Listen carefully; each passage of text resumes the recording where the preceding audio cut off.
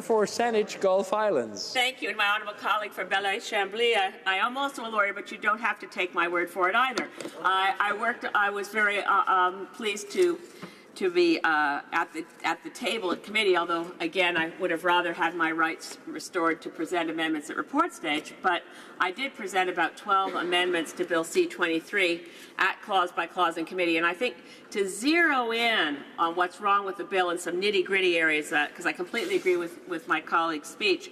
If you look at what's called in the bill travelers' obligations, and one is that when a traveler is in this pre-clearance zone, which is still Canadian territory, as my colleague says, if they choose to withdraw, they must, and this is interesting, they must not just answer questions from the pre-clearance officer for purposes of identifying the traveler. They must also provide reasons as to assisting the agent to determine their reason for withdrawing. You should not have to offer a reason for deciding on Canadian soil to leave a place where you're being made to feel uncomfortable for any reason.